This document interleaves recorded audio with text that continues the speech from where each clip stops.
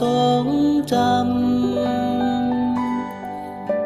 แต่คอยนั้นสิ้นกับการอยู่คนเดียวปล่อยให้น้ำตาคืนนี้ไหลออกมาเป็นหยังเจ้าทำท่ามีความสุขคอยมีแต่ความทุกข์ความเศร้าใจเหตุผล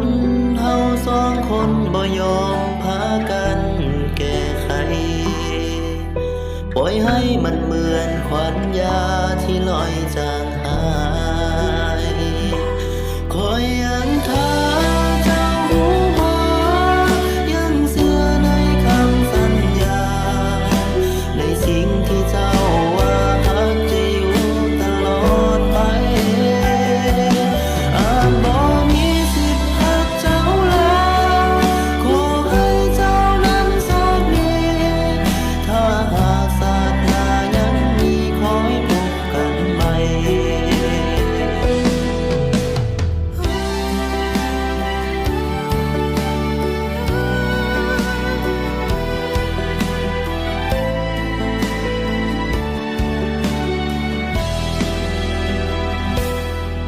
เป็นหยังเจ้าทำท่า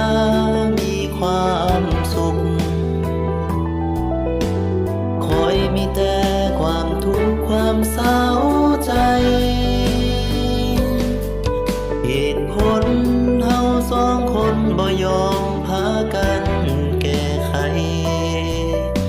ปล่อยให้มันเหมือนควันยาที่ลอยจางหายคอยยังท่าเจ้าหูบ่ยังเชื่อในคำสัญญาในสิ่งที่เจ้าว่าฮักจะอยู่ตลอดไปอาจบ่มีสิทธิ์ฮักเจ้าแล้วขอให้เจ้านั้นโชคดีถ้าหากศาสนายังมีขอให้พบกันใหม่คอยยังท่าเจ้าหูบ่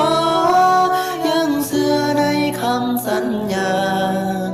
ในสิ่งที่เจ้าว่าฮักจะอยู่ตลอดไปอาจบ่มีสิทธิ์ฮักเจ้าแล้วขอให้เจ้านั้นโชคดีถ้าหากศาสนายังมีขอให้พบกันใหม่ถ้าหากศาสนายังมีขอให้พบกันใหม่